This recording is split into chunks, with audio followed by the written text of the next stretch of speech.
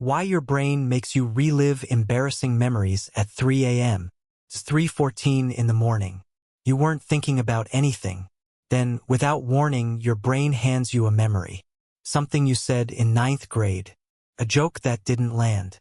A silence that lasted too long. 15 years later, your body still reacts like it's happening right now. Your face gets hot. Your stomach drops. You physically wince, alone, in the dark, over something nobody else even remembers. This isn't random. And it isn't insomnia. There's a name for it. Psychologists call it the spotlight effect in reverse. But that's not quite the full story. The full story starts somewhere you wouldn't expect. Not in your memory, in your defenses. In 1997, psychologist Thomas Gilovich ran an experiment at Cornell. He had college students wear an embarrassing t-shirt into a room full of strangers, then asked them to estimate how many people noticed. Students guessed nearly half the room.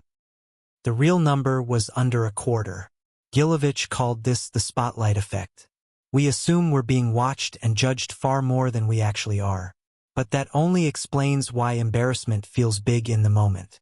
It doesn't explain why it comes back. Years later, uninvited, at the worst possible hour. For that, you have to look at what your brain is actually doing while you sleep. In the early 2000s, neuroscientist Matthew Walker at UC Berkeley began mapping what happens to emotional memories overnight. His research showed something unsettling. While you sleep, your brain doesn't just file memories away. It replays them. Specifically, it replays the emotionally charged ones, again and again, strengthening the neural pathway each time. Walker found that this replay happens most intensely during a stage of sleep dominated by REM, when your prefrontal cortex, the part of your brain responsible for rational judgment, goes quiet. Meanwhile, your amygdala, the brain's threat detection center, stays fully active. Here's what that means in practice. At night, the part of your brain that would normally tell you, that happened years ago, nobody cares, let it go, switches off. But the part of your brain screaming, this was dangerous, remember, it stays on. You're not remembering the embarrassing moment. You're re-experiencing the alarm. But here's what's stranger. Your brain isn't malfunctioning when it does this. It's running a system that used to keep you alive. In 2004, psychologist Jennifer Beer studied embarrassment through an evolutionary lens and found that it functions almost identically to physical pain, as a warning system.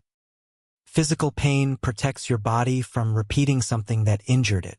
Social embarrassment protects your standing in the group from repeating something that damaged it. For most of human history, your standing in the group wasn't a minor social concern. It was survival. Anthropologists studying small hunter-gatherer bands have found that being excluded from the group, for any reason, dramatically reduced a person's odds of survival. No access to shared food. No protection at night. No one to help raise your children. So your brain built an alarm system for social mistakes as urgent as the one it built for physical danger. And alarm systems don't get quieter with time. They get replayed until the lesson sticks. That's the part almost nobody realizes. Your brain isn't punishing you. It thinks it's protecting you. Every 3 a.m. replay of that ninth grade joke is your amygdala running the same threat response your ancestors needed when a social mistake could mean losing the group. But why does your brain reach for the bad memory specifically, out of thousands stored in your head, instead of a good one from the same week? In 2001, psychologist Roy Baumeister published a paper that became one of the most cited in modern psychology, titled simply "Bad is Stronger Than Good." He and his colleagues reviewed decades of research across relationships, money, health, and memory, and found the same pattern every time. Negative events are processed more thoroughly, remembered more vividly, and recalled more easily than positive ones of equal size. A single sharp criticism outweighs multiple compliments. One public mistake outlasts a dozen quiet successes. Baumeister's explanation traced back to the same root as Beer's. A missed opportunity for reward rarely killed anyone. A missed threat sometimes did. So brains that overweight danger, including social danger, survive to pass that wiring forward. Yours is one of them. This means your memory isn't a neutral archive. It's a filing system with a bias built into the walls, sorting embarrassing moments into a folder marked urgent, and everything else into a folder your brain barely bothers to check. The problem is your amygdala doesn't know the difference between a mistake that happened yesterday and one that happened 15 years ago. It doesn't know the difference between a group that could exile you and a group of people who forgot the moment happened by lunchtime.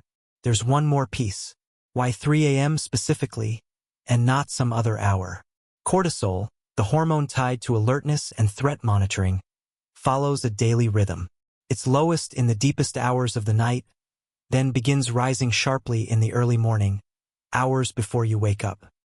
During that low cortisol window, roughly between 2 and 4 a.m., your prefrontal cortex is least equipped to regulate emotional signals coming from the amygdala. There's no rational filter standing between you and the alarm. So the alarm gets through unfiltered and unsoftened, exactly the way it was first recorded. Which means the version of that memory you're replaying at 3 a.m. isn't a distorted, worse-than-reality version. It's closer to the original. Full volume. No filter. The way it actually felt in the moment it happened, before years of rational distance quieted it down during the day. You haven't been carrying an exaggerated memory all these years. For a few unfiltered minutes in the middle of the night, you've been carrying the real one. Every human brain does this. It isn't a flaw in yours specifically. It's an alarm system built for a world where being cast out of the group could kill you, still running in a world where almost nothing you did in 9th grade could touch you now. The system never got the update. It's still standing guard over a threat that stopped existing a long time ago.